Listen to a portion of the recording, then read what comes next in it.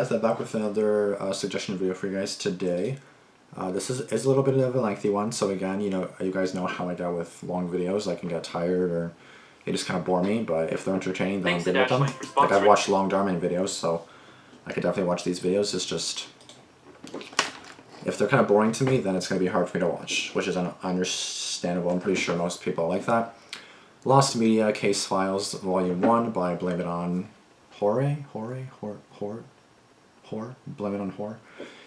I think it's Blame It. I always said Blame It On George, so I'm just gonna say that. But I know it's it's not pronounced that way. It's like Horror or something, but it feels weird calling him a whore, so I don't want to do that. So I'm just gonna say Blame It On George.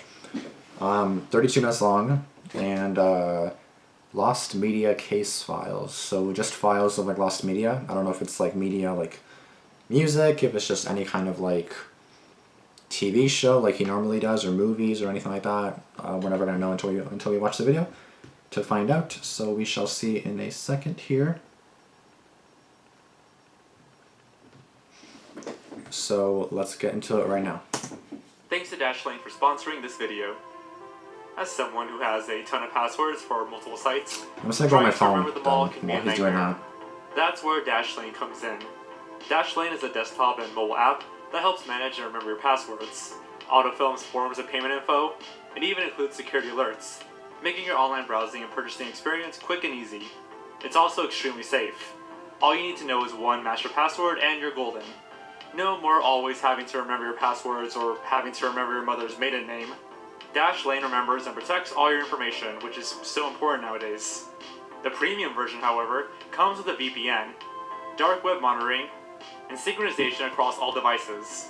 I've had Dashlane for a while now, and that's honestly one of its best features, which is perfect for people like me who have some passwords on their computer with Chrome, and then other passwords on their phone with Safari.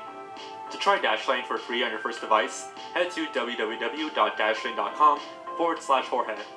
And then when you want it on all your devices, use my promo code Jorge, that's JORGE, to upgrade to premium.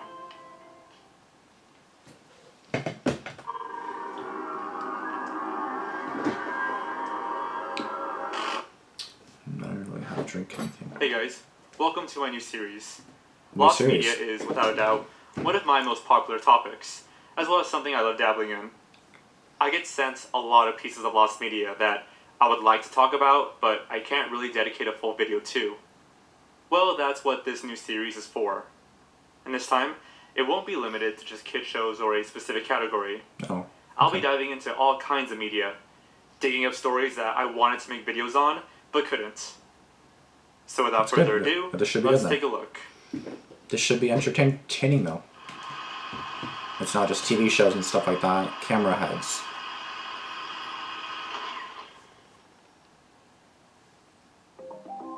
We've covered many cases of lost media on this channel. Lost films, television, video games, even music. But we've never covered lost creepypastas. In the early 2000s, oh god, these paranormal horror stories took the internet by storm. 4chan threads were the birthplaces of what would become some of the most famous creepypastas, such as Ben Drowned, Jeff the Killer, and many, many more. Camera Heads was one of these stories.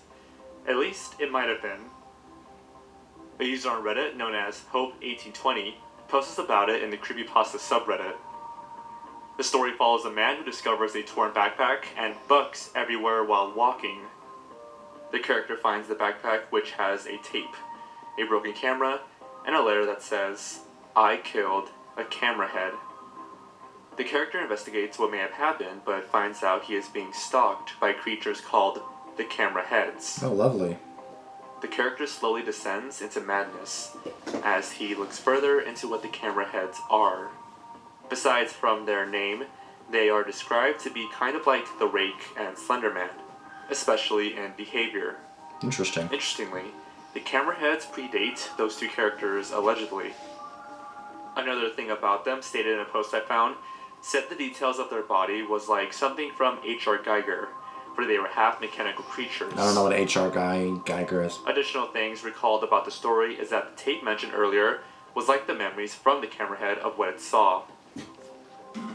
I'm not following so far, I'm confused. According to the Obscure Urban Legends wiki, The camera heads are said to look very human, and are meant to serve as living surveillance cameras. In some cases, they are completely unaware of this. In others, they instead have a giant camera as a head. The camera head's creepypasta supposedly included cursed photos, documents of victims, and elements of an ARG. Victims, what happened to them? Readers were able to analyze these pictures and documents to partake in the adventure with the main character, as he slowly goes insane. The story also could have served as commentary on government surveillance conspiracies, especially considering that this story was a few years after 9/11. So how could an online story go missing? You'd think that something like this would be easier to copy and save when compared to a film or an episode of television. Right. Well, back in the day, 4chan had a wiki for its paranormal board called XWiki, or Xenopedia. Among the many tales that were posted there was the camera head's creepypasta. Unfortunately, sometime in the early 2010s, the wiki was forgotten about and stopped receiving attention, causing it to be shut down. A lot of stories that were on that site were deleted alongside with it, including camera heads and the media involved. The earliest available archives of 4chan's paranormal board date back to 2014, when users were first realizing that the creepypasta was missing, so searching through the archives is pointless. There are very few tales of camera heads online. Category bullshit. A notable one being from the Wayback Machine, where we can clearly see the story listed on the XWiki under the bullshit category. Since then, the pasta gets brought up from time to time, but no one can truly recall the whole story other than some brief descriptions. And that's basically all we know about the camera heads. A long-lost creepypasta that only exists in the memories of a few people. My personal takeaway from this? I do personally believe that this story exists, and I want to see it found. It just sounds like an old-school creepypasta, something that would terrify me when I was younger. Something that would make me think it's real. I know that sounds silly now, but some of the most well-known creepypastas had that element to them. A photograph, an email, some kind of footage that connected them to our world. And camera head seems to follow in their footsteps. But that's coming from me, someone who was really into creepypastas back in the day. And this lost story seems to date back even further. And that's how I feel this piece of lost media can be found. Through somebody who was around during those early years, who hopefully have the story, or at least bits of it saved on their old computer or something.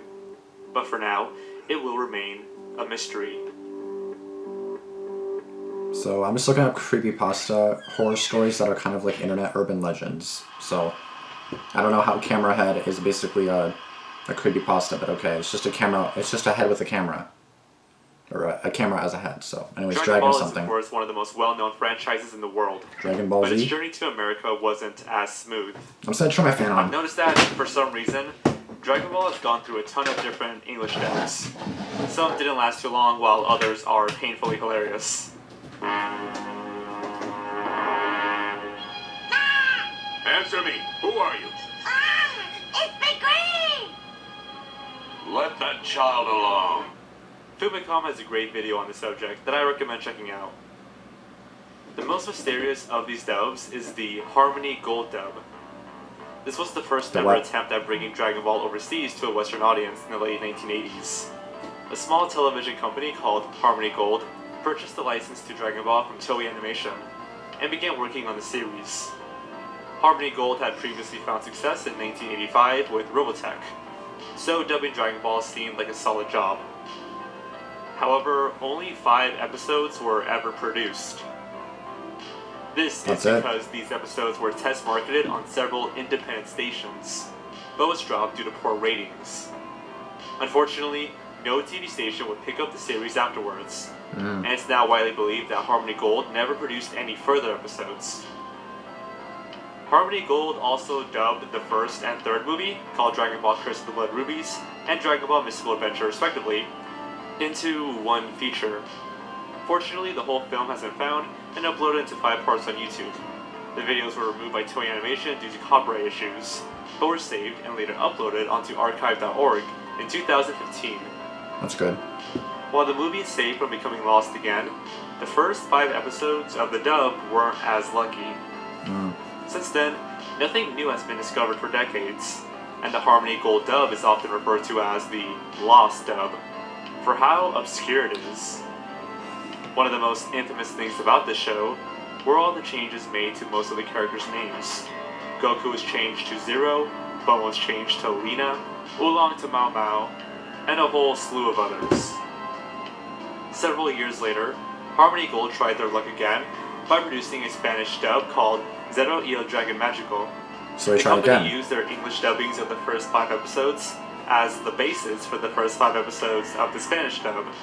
However, they no longer had their original audio masters, forcing the production team to insert their own music over some of the English voice acting in an attempt to cover their previous work.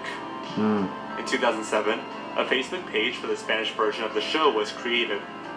The page had low-quality VHS rips of episodes 3, 4, and 5. I can't even look at that. It just looks so and were bad. the only remnants of the Harmony Holy Gold crap. dub available.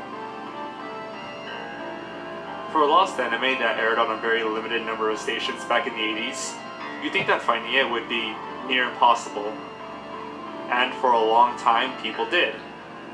That is until February 21st, 2020, when a 2020. post was made on the DBZ subreddit by a user known as Bun39. The post said, "After years of searching, an anonymous source sent me this. The first episode of the Harmony Gold dub of the original Dragon Ball." Wow. The post included an archive.org link, which led users to a low-quality rip of the first episode. When asked about it on the Lost Film subreddit, a user known as Super Toad had this to say. Well, as we know, there was a group of hoarders who did have the Harmony Gold dub on VHS, but they never showed anyone the episodes. After 4 decades, yes, Dragon Ball is that old now, Wow. an anonymous internet user sent a video of it to a Reddit user, Bud39. He did the right thing and uploaded it to the Internet Archives, as he thought that people should see it.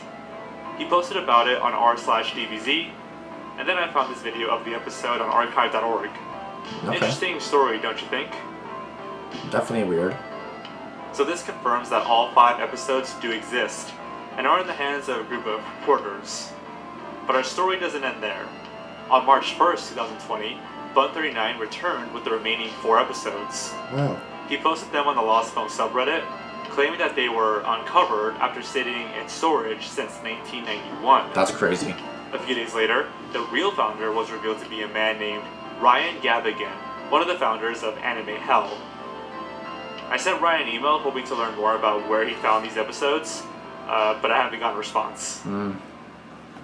Hey guys, so last minute edit, the day before I was going to upload this video, I got a quick interview with Tom Servo from the Kaizenshu forums. What's that? He was pretty heavily involved with the search and had a lot of great information, so I interviewed him and this is what he had to say. Harmony Gold dubbed at least the first 5 episodes of the Dragon Ball series, as well as movies 1 and 3 edited together. Those movies were the only known copies of the dub to exist until 2015, when user K17 received a copy of episode 1 of the Harmony Gold dub from a user named Takarajima. We'll get back to him later. And Takarajima's copy, unfortunately, was not public. He wanted to keep the tape very well, close, tight-knit, in a very small community of people. However, K17 would eventually upload a clip of episode 1 to his international DBZ channel sometime in September to December of 2015. That inspired me a few years later to actually continue the search. So in February of 2020, I decided to contact an anonymous individual on the Kanzenshu forums who happened to have the file that was sent to him by Takarajima. And it was also revealed to me that Takarajima also had another alias by the name of Anime Senin on the old school otaku forums. He's not very active there. I tried to contact him. He just didn't seem interested, so I left it at that.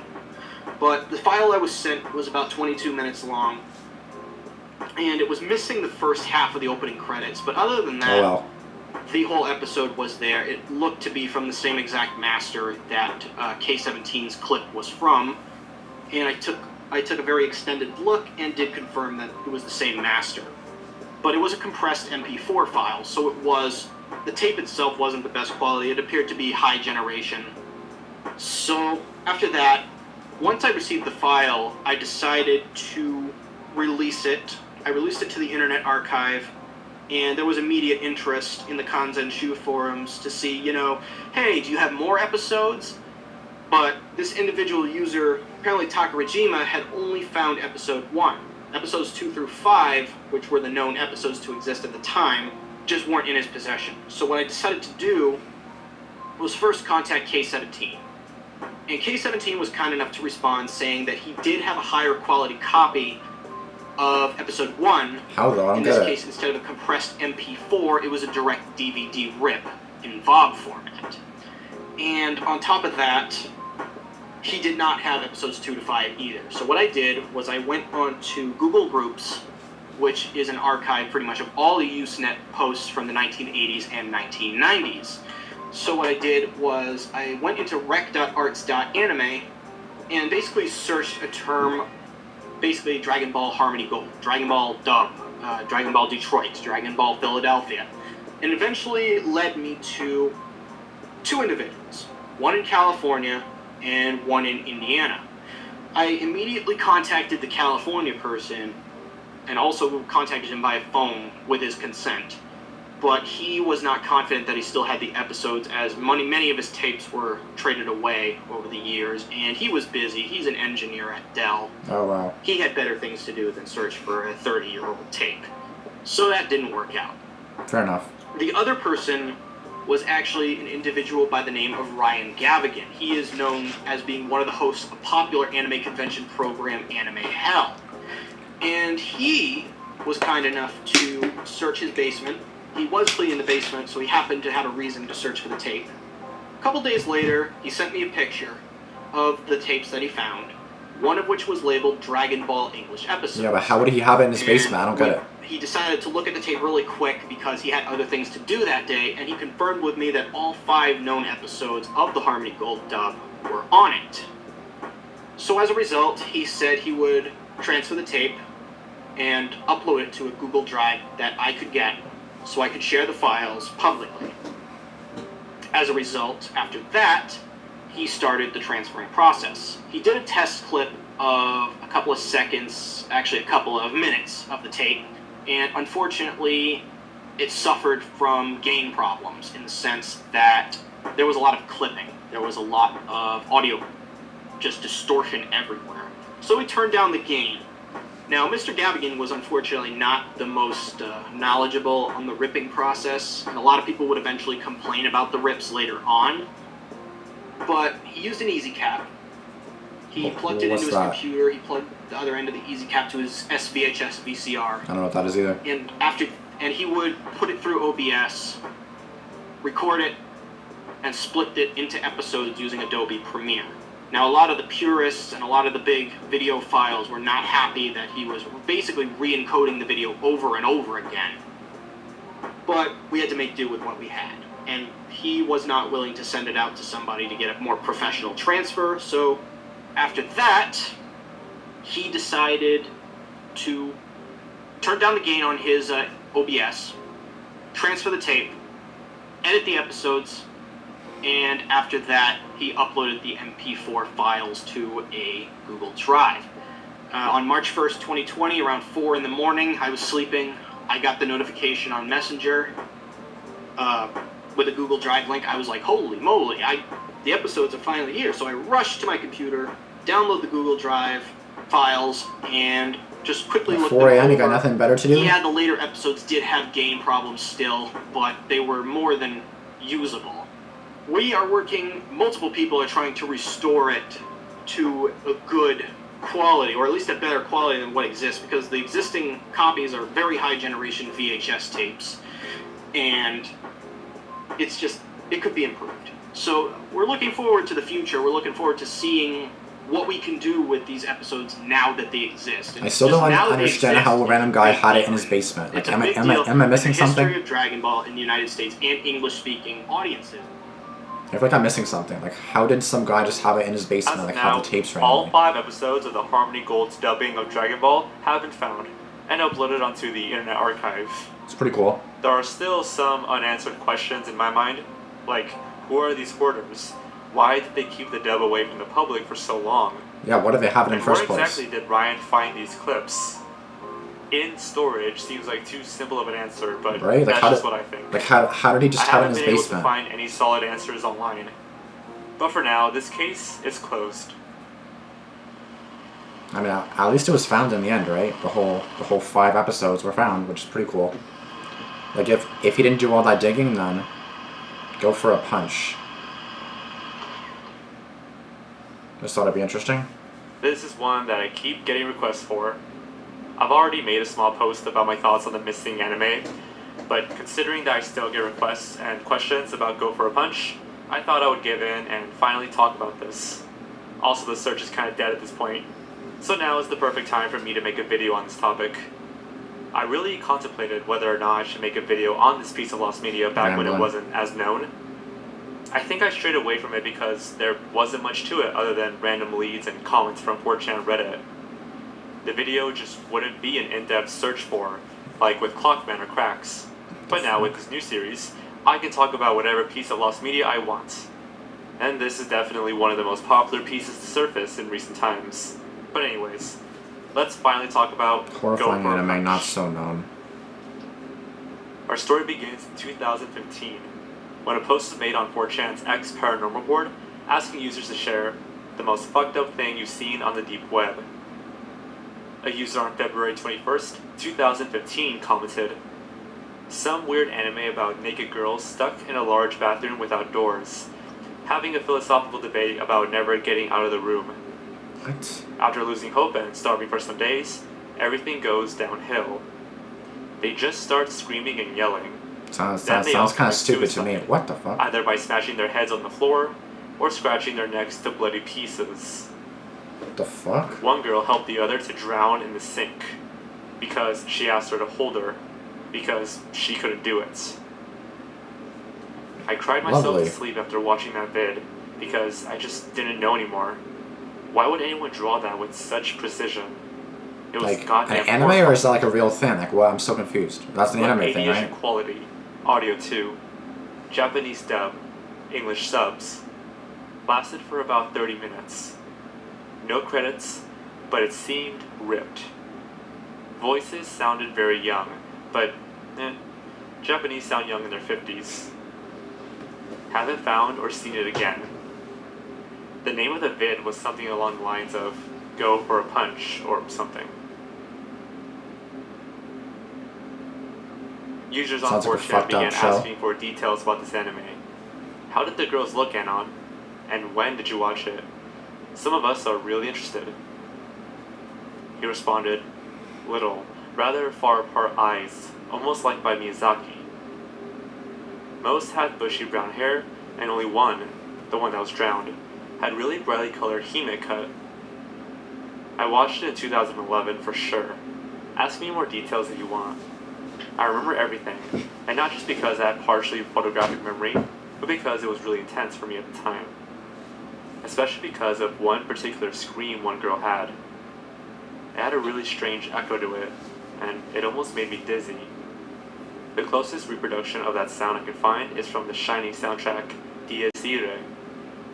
I changed the The pitch fuck so is it's more that? like it. I swear if I'll hear the real thing again, I'll go berserk. It just has this abstract feeling to it that doesn't go away for a long time. It definitely wins the time record for character development. I really felt bad for all of them. There was 9 girls in the room. 8 of them looked really similar, but all their voices varied. There was not even instrumental music, just occasional ambience throughout the video. What was most unsettling about the suicide scene were the weird camera angles, and no horror music, as I'd expect. Just girls softly sobbing and gagging as they ripped their necks open with their fingers. It looked like an embodiment of lost hope, I don't even know what to say to and the that. head smashing parts. I don't even want to go into details. The title of the video was probably not true to the original, since this is deep web we're talking about, even less reliable source of information than shitposters on 4chan. But even if it was deleted, there should still be a way of restoring it. since it was once posted on the internet. That depends on time, though. That depends when it was uploaded. There was a lot of discussion about this anime on this thread, but the last one I want to talk about is this one. I got the name Saki Sanobashi on A. Ring any bells? Funnily enough, searching that on Google gives no results, and the mod/janitors just deleted my thread. Is this your anime anon? It's worth noting that this anime also often goes by Saki Sanobashi, but as far as I can tell, this is the first instance of that name being used, meaning it isn't actually the name of the anime, nor is Go for a Punch, which makes finding it even more difficult. Although the 4chan comment did gain a lot of attention from users on the thread, no information about the anime ever came forward. There was the occasional Reddit post or 4chan thread here or there, but for years, nothing was ever uncovered. And then in November of 2019, fellow YouTuber Wayne made a video on this topic, and that's when the search really exploded. A growing community of lost media enthusiasts and anime fans came together to form the Saki Sanobashi subreddit. Even more posts were made on Reddit and the Lost Media Wiki, with people desperately trying to find it, Wow. people claiming to remember it, and people even claiming to have it. Of course, it still wasn't found. I thought it would be. I think one of the reasons why Saki became incredibly popular was, one, it was something that a lot of people wanted to see, and therefore wanted it to be real. Why would you want to see that? That's Something stupid. that seems genuinely scary. And two, That's not scary, it's just seemed fucked up. instantly familiar. Even when I was reading about this lost anime, I could picture it in my head. I could imagine what the scenes looked like, and that made it feel real to me. I don't want to know what it looks So for like. people who are avid anime watchers, reading this must have jogged something up in their memories. Unfortunately, that's where the search pretty much ends. Like I said before, there's tons of people claiming to have seen this anime, and they even go so far as to provide details, but not a single person has provided evidence that this thing actually exists. Finally, on December 22nd, 2019, a post was made on the Saki Sanobashi subreddit by a user known as Saki Sanobashi OP. The It's post was fake and I'm titled, sorry. I am the OP of Saki Sanobashi. It's fake. OP, original and I'm producer? sorry. I made the original post about Go for a Punch, Oh, original post. or as it's now called, Saki Sanobashi, as a joke. It all started when I was browsing 4chan and found a thread that was asking about the scariest things that you found on the deep web. So And it was in all made classic up. 4chan user fashion, I decided to troll a little, just for fun. I made up some cliche, spoopy lost episode-esque story in like 5 minutes, and gave it an awkward-sounding English title, since a lot of anime, especially low-budget/quality ones, have names like that. So it was all made up. My Wow. only purpose was to troll the OP of the original thread, since he seemed pretty gullible, seeing as he was asking people about the scariest thing that they've seen on the deep web, and expected a serious answer from 4chan. I had completely forgotten about all of this until just recently, when Wayne, who I watch religiously, uploaded a video about it. I was really shocked when I realized that he was talking about me, since I didn't think that anyone would actually believe my obvious BS. That's crazy.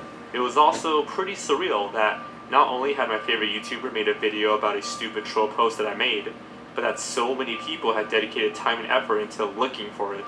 That's crazy. I would After feel I like watched crap. Wang's video, I started lurking in a few of the Discords dedicated to finding Saki, and the subreddit. I didn't do much. I mostly just read what other people were saying, and joked around a little bit. Nothing big, just some minor trolling here and there. I didn't write any of the fake I saw Saki posts. I didn't feel bad about tricking all of you at first. In fact, I had a pretty good laugh out of seeing how people had dedicated so much time and effort I'd to feel finding so a bad. really Like, funny how do you story. not... I feel so But as time bad. went on, and I started seeing more and more YouTube videos being made about the topic, and saw people who were incredibly dedicated, such as F Neo, I started to feel kind of bad. Yeah, you should. But I didn't want to put an end to the search just yet, as it still was pretty funny, especially the Discords. They're wild. I'd feel so All of bad. this brings me to today, when I decided to put an end to this stupid joke that has gone on for far, far too long. Like, why even do that? I obviously don't have any evidence that I'm actually the OP, and I don't think there's even any way to prove it. I can already see everyone vehemently denying that I am the OP, and continuing the search as if nothing happened. But just to clear my conscience, Saki is fake. I made the whole thing up as a stupid troll. I didn't think that anyone would actually believe me, and I couldn't even imagine that it was possible for it to blow up to this level. That's crazy. I know I'm repeating myself, but I'm honestly really flattered that so many people have gathered to search for something that I made up in a few minutes. It's crazy. I remember seeing a post just a few days ago where someone made a Discord to recreate Saki. I don't think anything will come out of it, as I'm sure that people will lose interest in the project, but I would be honored if people actually made this into a real thing. I have nothing left to say, other than offering all of you a sincere apology for having tricked you for so long. The user even included some of the images he used in the 4chan post as proof that it was him. Of course, since 4chan is anonymous, there's no way to know for sure. Redditors in the comments also pointed out several problems with the OP's post. For example, the image data could have easily been faked. And if it isn't fake, why would he keep a random image for nearly 5 years? The OP claimed that he simply doesn't delete downloaded images from his phone. He acknowledges that the image date could have been manipulated, but it's really the only proof he can provide. But who knows? This could honestly just be another troll. Again, And I'd feel that's bad. pretty much where the search ended. Unfortunately, nothing was ever uncovered, Yeah, The the subreddit is existence kinda is dead. unconfirmed. and some are now focused on creating it. Unknown, found by nobody. That's To end crazy. this section, I thought I'd give my thoughts on the anime. I don't think it exists. For starters, I'm not a massive anime watcher or anything, but I have no idea why an anime would be on the deep web to begin with. Also, hearing stuff like it causing Oki to cry himself to sleep after watching it sounds more like a creepypasta. I mean, we almost have the hyper-realistic cliche in there too. People often like to compare this to Clockman, as that was also a very long search that started with a person posting in a forum. But at least Clockman was connected to something like Pinwheel. And also the Bungie forums was a public forum, and the OP, Commander Santa, was able to communicate with other people who remembered the Clockman shorts, and confirmed that what they were describing were either true or not. However, the OP on 4chan that first posted about Go for a Punch included quite a bit of detail, and he casually mentioned it in a way that didn't seem like he was trying to get attention. Also, Commander Santa's description of Clockman was way different than what the short ended up being. So maybe Go for a Punch is also out there, but just different than how we've been imagining it. Saying all that, I'm personally in the camp that it doesn't exist. It could make for a great story, and who knows, maybe this is all just part of one big grand search. But for now, it'll remain a mystery. Hey Interesting. guys, thanks for watching. Okay, that was a very long video. It felt really long, to be honest. I thought it was going to be more exciting than it actually was. It wasn't that exciting to me, not gonna lie. Again, I don't mind Blame It on George videos, I really don't, guys, but it's just like, I feel like they're not as entertaining. Like, I want them to be more entertaining. I just feel like it's not really connecting me to it. Like, it's not something that I'm interested in watching. That's why I'm so bored during it. Always yawning, that's why, like, I yawn in German videos too and all that, but it's just like, I can't stay focused. Like, I get really tired watching videos, I don't know why. If I just sit here and watch videos, then I just get tired, but if it's something I like Darming, then I can focus on it. But like this is just kind of like, it just makes me not focused. So I'm not saying I don't want to react to Blame It on George, it's just that, like, the videos don't intrigue me, like, I'm not interested in them, you know what I mean? Which I know a lot of people are, which I don't mind reacting to it, but it's just like, they're super long. That's the only thing that I'm kind of like iffy on. I can't really focus on them. That's why other videos I can, but like some stuff I just can't, and this I just can't. If you guys did like the reaction though, please be sure to like the video, comment down below if you have any other Blame It on George suggestions. Please, if you guys upload any more Blame It on George suggestions, please like at least see if they're entertaining. See if it's more scary, because that one was like 30 minutes, and I don't really think it was interesting about the whole thingy about the guy that made up a post, but like it just seemed like that went on for like so long. I feel like he could have just said that in a minute, like, oh yeah, some guy made this up, and then so many people searched for it, and then the end.